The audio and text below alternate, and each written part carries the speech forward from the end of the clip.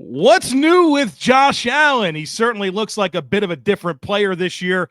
We're going to break that down for you today, and I'm not alone. Nate Geary from WGR 550 is joining me today on Locked On Bills.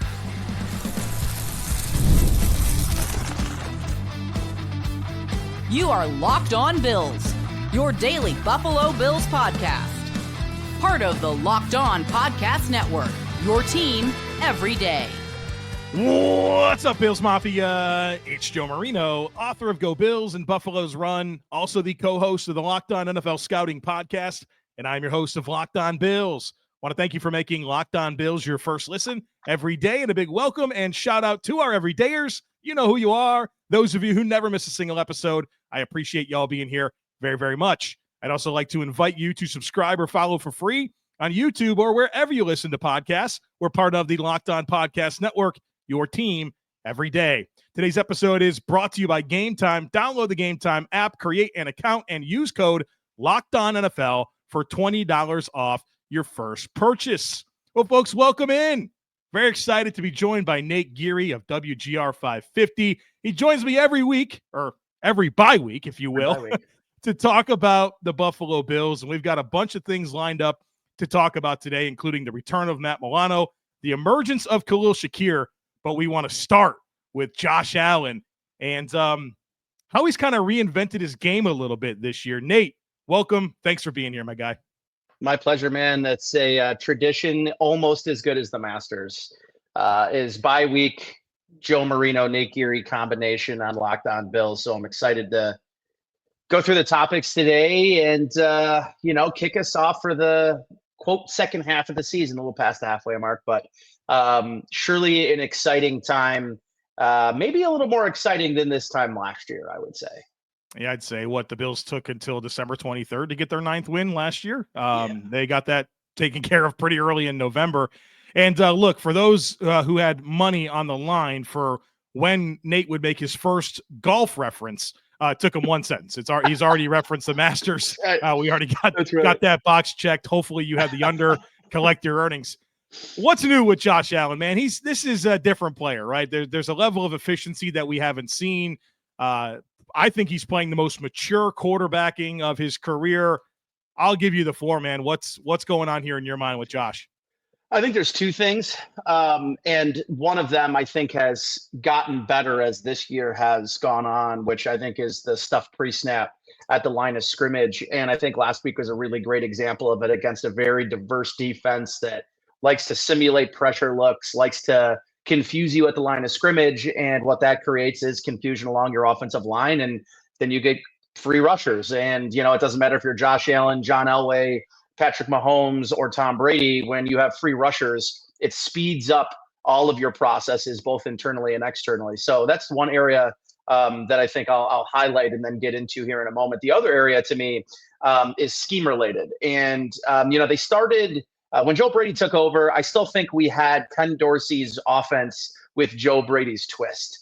This year, I think we fully have seen the rollout of what Joe Brady's offense under this, personnel grouping has looked like. And it's a lot of short stuff. We know the average depth of target for Khalil Shakir is very low, but he's averaging over 10 yards a target.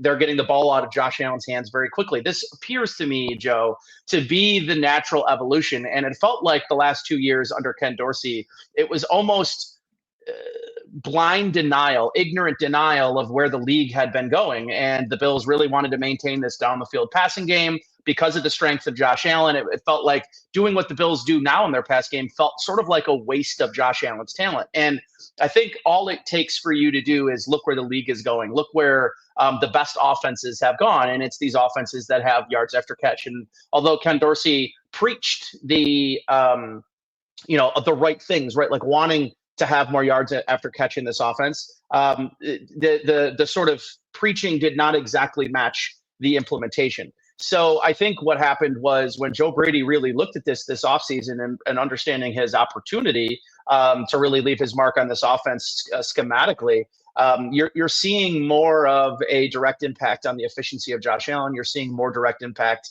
And a couple of things, not all positive, by the way. I think one of the areas that they've regressed in is on their third down offense, which I thought really popped last week. And I think there is a reason for that. Josh Allen ran the ball more in that game than he has all season. One of the things this offense is trying to do, which it's been trying to do, Joe, is reel back its necessity, its need for Josh Allen to do everything, to be the runner. And I think because of that, they've sacrificed some efficiency on third down, but have largely maintained the same level of success scoring, right? I mean, they've got 30 points in 9 of 11, I think, or maybe 8 of 11 of their games this year, and in 5 straight.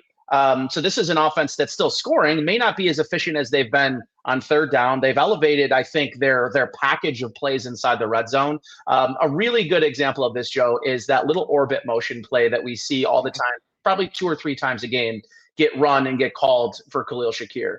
The beginning, or in some cases, James Cook, right? Like we saw the James Cook piece of that on fourth down in Miami in week 2 or week 3, whenever it was. So I think for me, Joe, it's that this offense at its core is very simple. The concepts aren't, you're not going to see the same call sheet as you see at Mike McCarthy, like the zoomed in, Waffle House menu. That's not really going to be the Joe Brady offense. The Joe Brady's offense really relies around a core of maybe 25, 30 concepts, but they are all dressed very differently with all sorts of different personnel groupings, developments of those concepts. So I think because of the maybe reduced, menu, so to speak, it's provided a little bit more clarity for Josh. He understands his rules, his aiming points, the timing concepts. I think it's what allowed a guy who's never played in this offense come in off the street in Amari Cooper and immediately have some level of an impact. So while we're all still kind of wondering when the designed or the schemed explosive plays are coming, I think we saw some of them last week.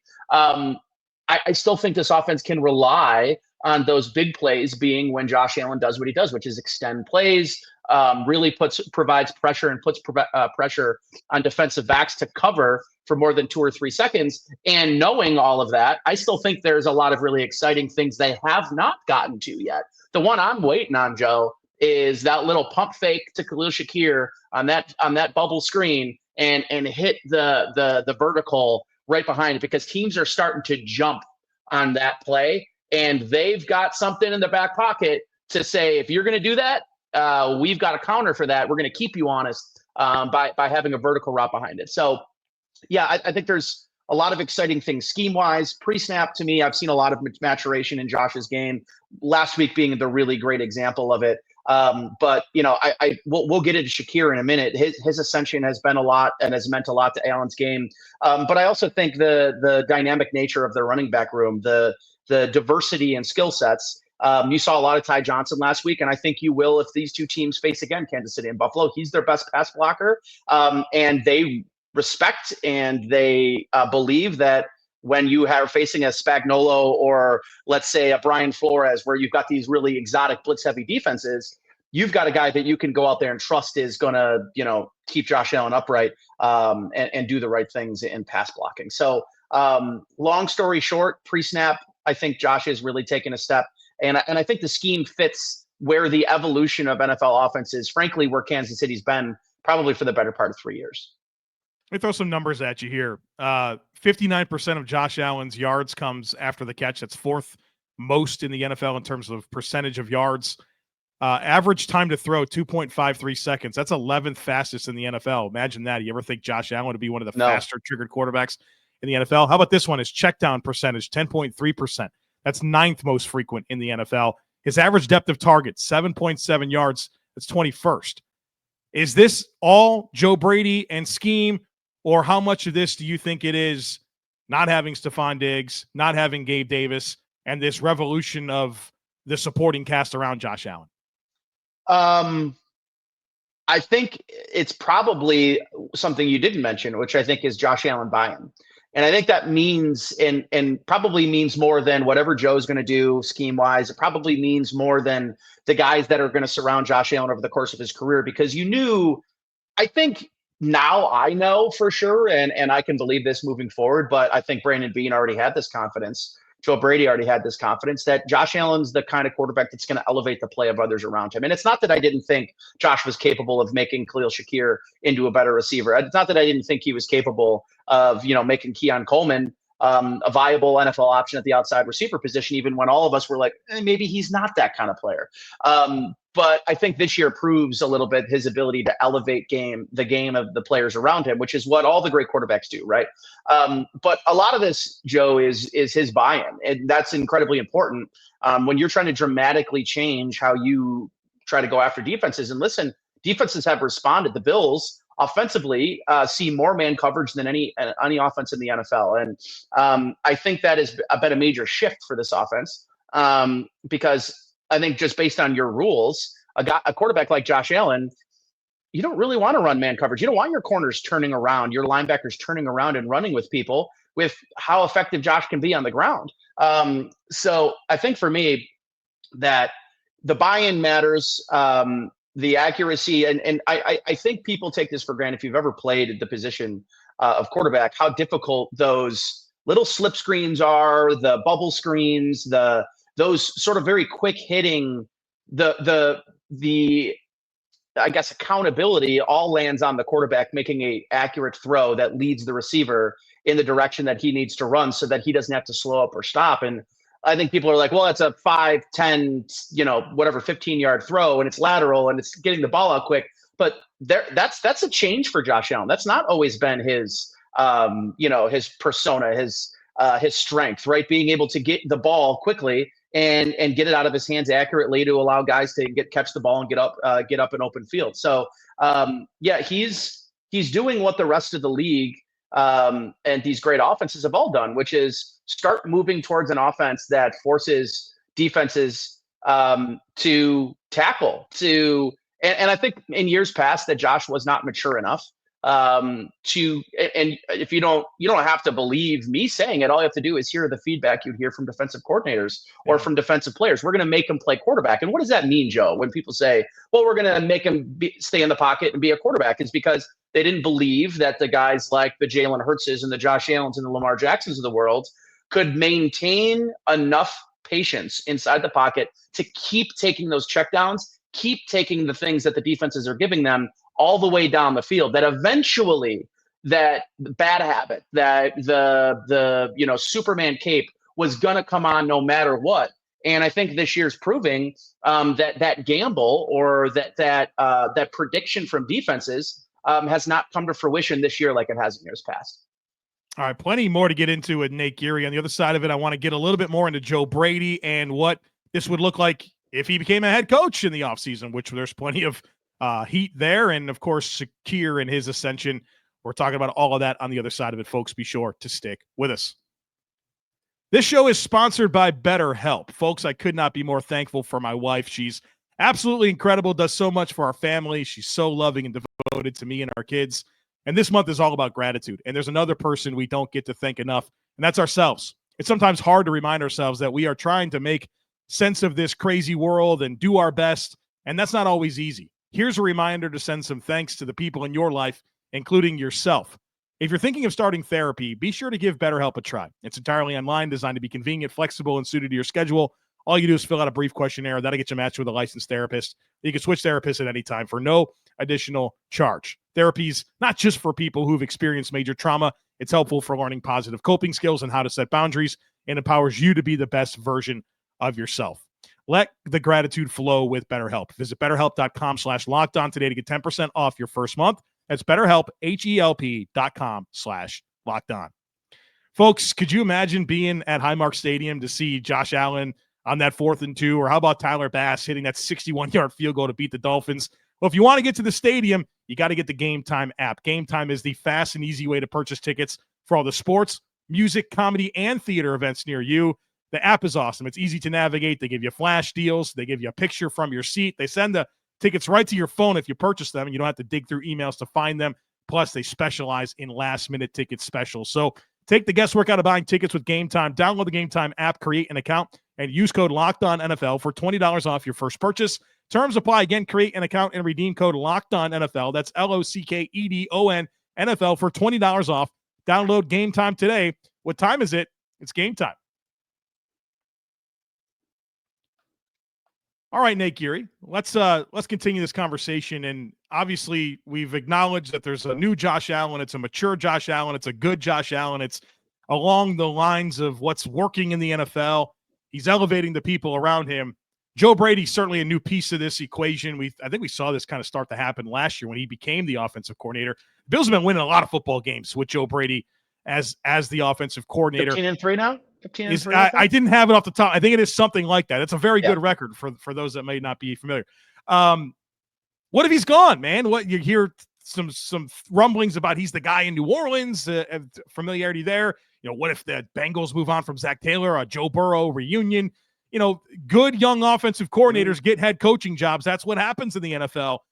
Can this continue without Joe Brady? Yeah, of course. I think, I think Ronald Curry was brought in for a reason. I think that there's thought, and for those not familiar, Ronald Curry is the Bills quarterbacks coach who was brought in this offseason, a former star athlete, both in college basketball and in college football. Josh has mentioned him by name multiple times about a guy that really helps him prepare and who's helped him take this next step this year. The Bills do things with their coaching staff. They better prepare themselves for guys moving on better than just about any coaching staff that I know in the NFL. And when you have a defensive-minded head coach and a quarterback as good as Josh Allen, you're going to have guys that come in here year or two, have success, and move on and become head coaches in the NFL. I think it's very possible. In fact, I would probably be willing to bet that it's a pretty good opportunity that Joe Brady is going to be gone this upcoming season. And, maybe the Bills go outside, but I would guess that they've felt very strongly about Ronald Curry, his potential as a play caller and using this season as, a really strong, year of development for him. This is a developmental franchise, and that isn't just the players. I think it's also Sean doing it at the staff level as well. And I think the same could be said about Bobby Babich here. Babich got an interview last year for a defensive coordinator position going out. The Bills knew that they were going to have to elevate him and put him in that position to keep him here long term. And I think that'll be something. He's an impressive guy. You listen to these guys talk. Joe Brady. I think if Zach Taylor's gone, I think that's where he ends up going. But I think Joe Brady's going to be able to do the same thing Ben Johnson did, which is wait around for the right opportunity. But it wouldn't shock me at all if Cincinnati becomes available. It'll be a very intriguing destination if they're confident that ownership is going to do what it takes to keep Jamar Chase around, which, by the way, I'm not convinced that they will do. And it could just be Joe Burrow. And if that's the case, is that something Joe Brady's willing to walk away from here in Buffalo, or Ben Johnson's willing to walk away from in Detroit? So I think we're seeing more and more, Joe, that these really strong offensive minds in great situations are not just taking the first available job to them. And, places like the Jets in New York, places like New Orleans with the cap situation that they're under, places like Cincinnati, where you may have that great franchise quarterback, but an ownership group that historically does not spend what is necessary to keep your roster at the level that it is. Those guys are going to have, options on saying no and going back to a great situation. Yeah, no harm in just continuing to be Josh Allen's offensive coordinator if you don't like, Mickey Loomis isn't going anywhere in New Orleans. Like, he's high up. That. Yeah, I don't think he's going there. And Cincinnati, I mean, Joe Burrow is going to be tempting, but there's a reason we had conversations about will Joe Burrow go to Cincinnati's, because their ownership's a joke. It's prohibitive to winning.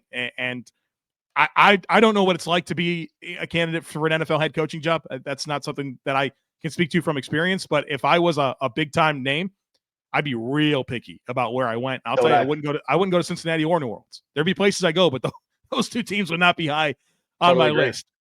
Nate, whenever we agreed to have this conversation, you said I want to talk about three things: the new Josh Allen, Matt Milano's return, which we'll get to, and Khalil Shakir's ascension. So let's talk about Khalil Shakir's ascension. Obviously, big-time weapon in the slot for the Bills, leading this team in receiving. The yards after catch is unbelievable. Certainly more to unpack. We know last year the down the field stuff was a much bigger part of the menu. Wins over the middle of the field. Just a tough dude. Like, seems like a dream slot player for a quarterback to have. What are you seeing and what do you like? I think he's what Cole Beasley was for this offense, with more to play with. Obviously, the yards after catch stuff. He has so much greatness in terms of what he's capable of doing with the ball in his hands. He's both physical and quick. And I think he really doesn't go down on first contact. And he is an insanely efficient receiver when he has no drops this year on 64 targets. So I think for me, where this comes is he has a couple things that Cole doesn't, right? He may not be the exact type of route runner or player against zone coverage that Cole Beasley is in those option routes, but I think this offense has largely moved away from what Cole did really well, which were those, and by the way, Stephon Diggs.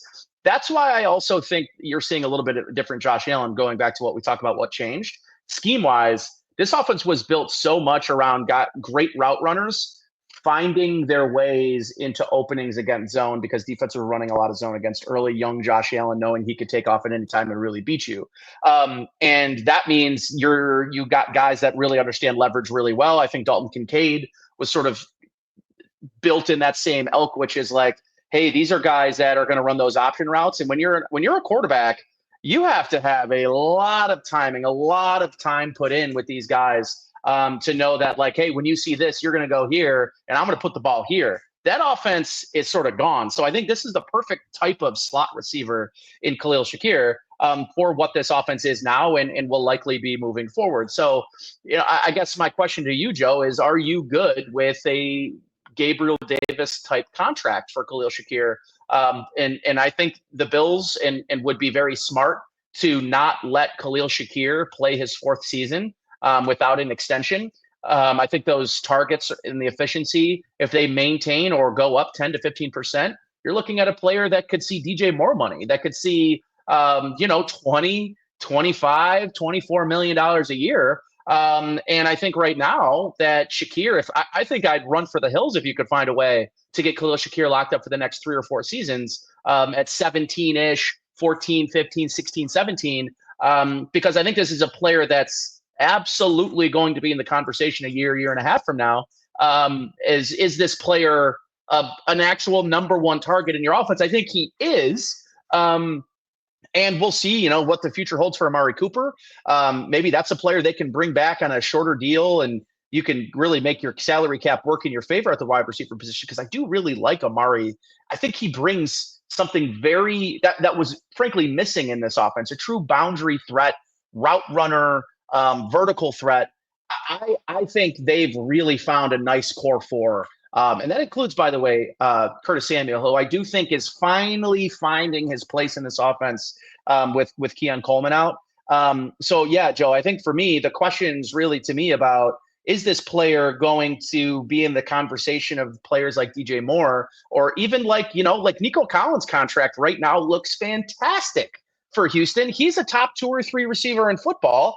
And they're going to get him at I think a very discounted rate. So I think you want to get Khalil Shakir locked in at a number that's palatable now, because I think in the future, if you're Brandon Beane and you wait, you could see a player here that I think could absolutely eclipse $22 million a year.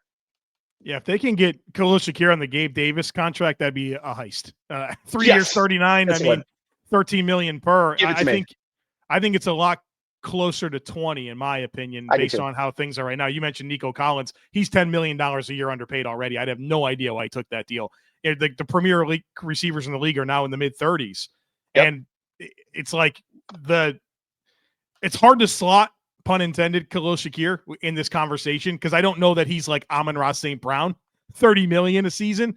But you look at some of the other guys, like Calvin Ridley comes in at 23 per as a recent deal. Jalen Waddle's a big number, but 28. If I'm Khalil Shakir's agent, I'm saying this guy just got paid $28 million, and Jonnu Smith's outperforming him in Miami, and we're way more meaningful to this Bills offense than Jalen Waddle is to the Miami Dolphins offense. So yeah, I agree with you. That $23 million number as it stands right now. But, Joe, I think there's more to Shakir in this offense when everyone's healthy, meaning when Keon Coleman's healthy and you've got a fully healthy Dalton Kincaid.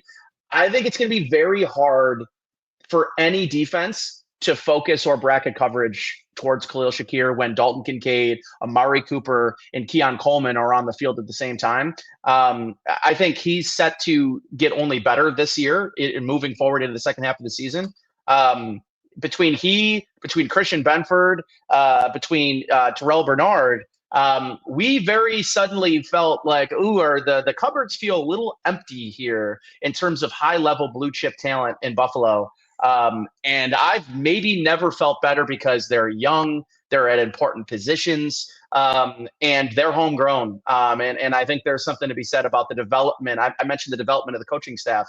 But I mean, you really have to give a lot of kudos to this coaching staff, this player personnel department at the college level for identifying guys like Khalil Shakir, who, by the way, when he was drafted, I had Chris Trapasso called me. I was on air day 3. He goes, "Yo, I need to go. You got room for me? We got to talk about Khalil Shakir." I cannot believe the Bills got Khalil Shakir in the 5th round. And Chris Trapasso knows his stuff. So I think I'm really leaning towards he is a core piece to this, not just offense, but organization moving forward. You mentioned Jalen Waddle and the 28 per. If I'm the Bills, I say, well, Jalen Waddle has 2,000-yard seasons and over 100 catches in a season. I look more to like the Jerry Jeudy contract.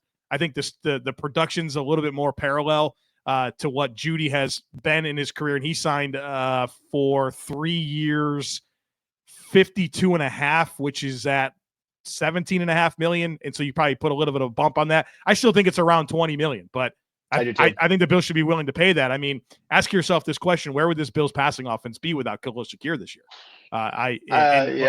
And think about like what it's engineered to be with those outside perimeter guys in Cooper and what they have now in Coleman and Kincaid. Like, we haven't even seen Shakir optimize yet, and he's doing what he's doing. I think the last 6 games are going to be so big. Pardon? He missed Baltimore. He went out around like the 3rd quarter in Houston and then wasn't in Baltimore. Yeah. That's use that information how you will. All right, folks. On the other side of it, we're talking about the return of 58, Matt Milano. The window to practice is open. The return is imminent. We're breaking that down on the other side of it. Be sure to stick with us. Built is breaking ground as a neighborhood rewards program that hooks you up with points on your rent. Every month, pay your rent and watch the Built points roll in. Use points to jet off on a dream vacation. Put your points towards a flight or a hotel stay with over 500 airlines and over 700,000 hotels and properties. You can also use your points to book fitness studio classes, redeem them towards a future rent payment. They are designed to meet your lifestyle. Pay rent hassle-free through the Built Rewards app. Your rent game just got a major upgrade. Built points have consistently ranked the highest value point currency by the Point Guys and Bankrate. Earn points by paying rent right now when you go to joinbuilt.com/LockedOnNFL. That's joinbilt.com/LockedOnNFL. Make sure to use our URL so they know that we sent you. Joinbuilt.com/LockedOnNFL to start earning points with your rent payments today. Nate Geary's my guest today of WGR 550, and you can catch him this coming week on the Bruce Exclusive podcast. A little food for thought reunion. I'm excited to tune into that. Excited to continue this conversation today about Matt Milano and his return. That guy's good. I think people might be forgetting that. There's a lot of conversation out there. Well, they got 11 games of good development for Dorian Williams. Do you want to mess with that? Milano, he's been injured, but he's freaking Matt Milano. What's your thought here, man, as you consider the return, the timing, what it means, all the stuff here? Yeah, it was biceps, right? I think that was the original injury. I think if you're asking me in hindsight, I think it was a huge blessing in disguise for both he and this defense and the development of Dorian Williams, to your point. I don't, Joe, and talking to some people during training camp and the lead up into the regular season was Milano's back, but it doesn't look like he's 100%. Like the leg is still bothering him. There's some pain. There's some limping here and there. I genuinely think the injury to the bicep that's held him out for the first 11 weeks of the season may turn out to be a blessing in disguise for his own health, because I think it's allowed him to have the leg fully rehabbed to be 100% healthy and not coming back too soon. And then from the development of Dorian Williams, Dorian's a very exciting young player to me. There's still those 1 or 2 moments every game, whether it's a bad angle or just kind of a brain fart. He's still a young player learning on the job. So I think what this gives you, the return of Matt Milano, gives you, I think, the most dynamic group of linebackers in terms of pass coverage and their inability everybody talks about the safeties in Sean McDermott's defense, and rightfully so.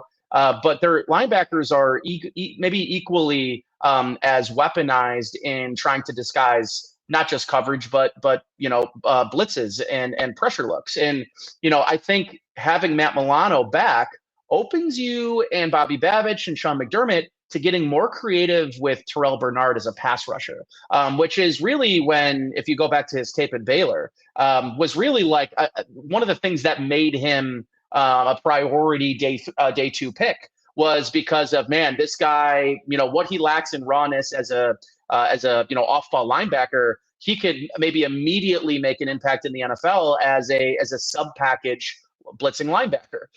Well, now you can sprinkle in more exotic blitz looks with a Terrell Bernard, knowing that in coverage you have one of the best coverage linebackers in football behind him. And then obviously in the run game as well, this now gives you an opportunity to feel comfortable if you want to take Taron Johnson off the field against a Baltimore Ravens team where you're like, hey, we want to run base 4-3. You feel very comfortable if Dorian Williams is walking out onto the field instead of, and this isn't necessarily a shot at like a Balen Spector, but you feel much better about what you've seen on tape over an extended period of Dorian Williams, which you could feel like you have a role for him in a 4-3 defense, where maybe you would just rather have, because in my opinion, and in your opinion, Joe, even if you feel like, hey, maybe we're undersized, I'm not taking Taron Johnson off the field for Balen Spector in any stretch of the imagination.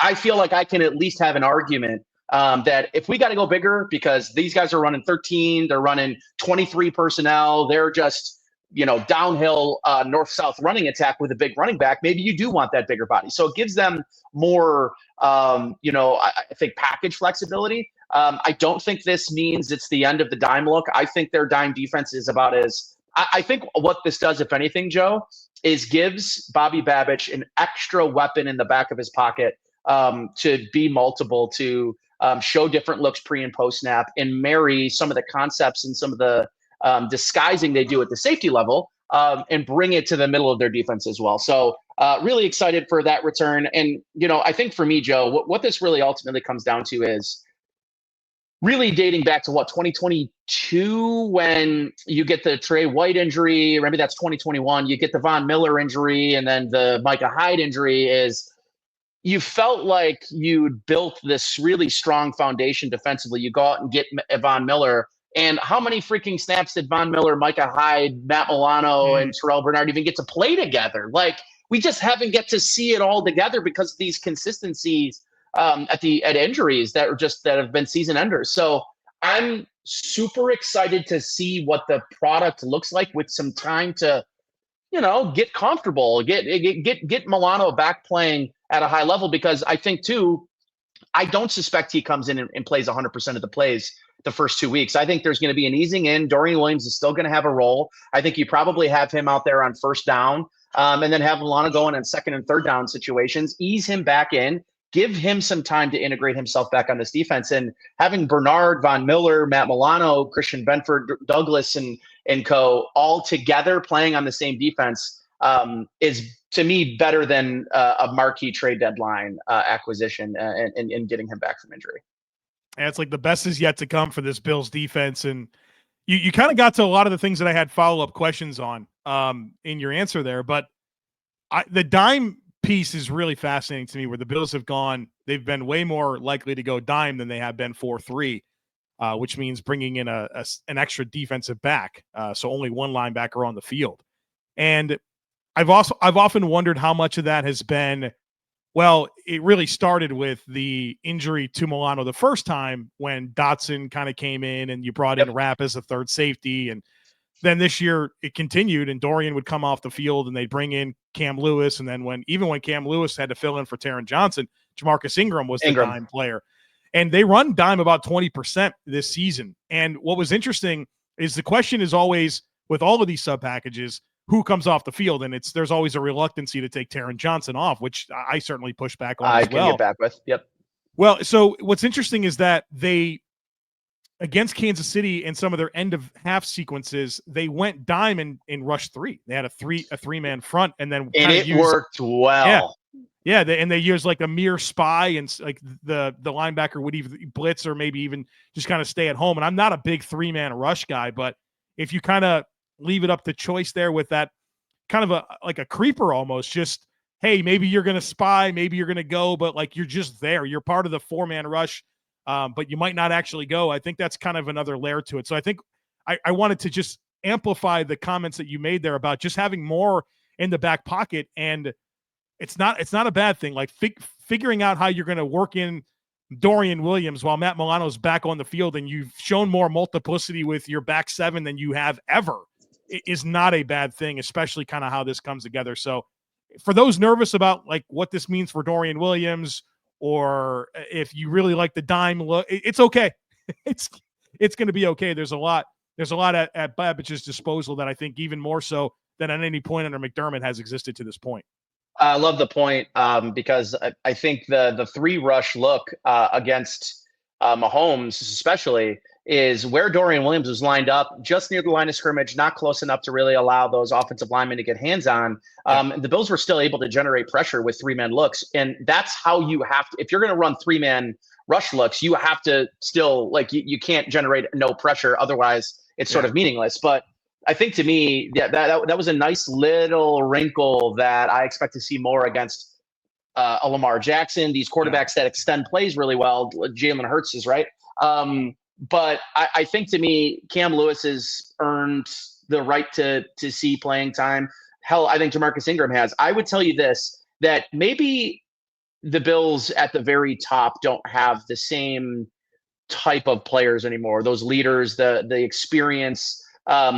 But this is probably the first time I've looked at this defense that Sean McDermott and now Bobby Babbitt are coaching and saying, do they have 17, 18, 20 players that if they're in a pinch, they feel totally confident? If Jamarcus Ingram has to go play a whole game at boundary, they're fine. If Cam Lewis has to, and this happened the other day when I saw on Sunday when Taylor Rapp goes down with the foot injury, Cole Bishop was ready to go out there. It wouldn't surprise me at all if they said, you know what, Cam Lewis, we're going to send you out at safety. Cam Lewis, we're going to send you out. Taron Johnson's out. We're going to put you at slot corner and then move Ingram over to the dime look.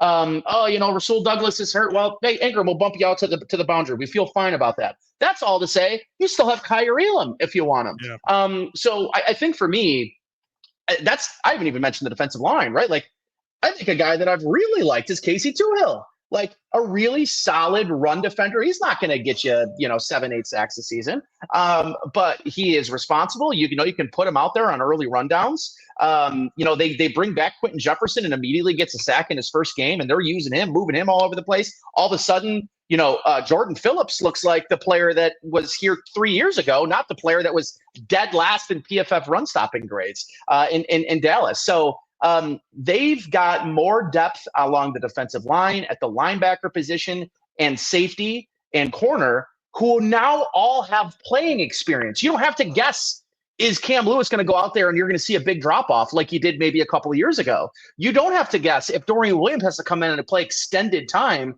that everything's going to go to crap on your defense. You can believe that he's going to go out there and perform. And that's is all to say that I think Von Miller's playing really exciting level of football as well in the limited snaps as they start. I think he's going to see more and more, matchup dependent as we get closer to the playoffs and then into the playoffs as well. So I feel very strongly that although these injuries suck and they've taken great players off the field, it's given experience to young depth players this team has drafted and spent time developing. And it's allowed everyone to feel very comfortable that the next man up doesn't necessarily mean that there's going to be a drop back before you move forward.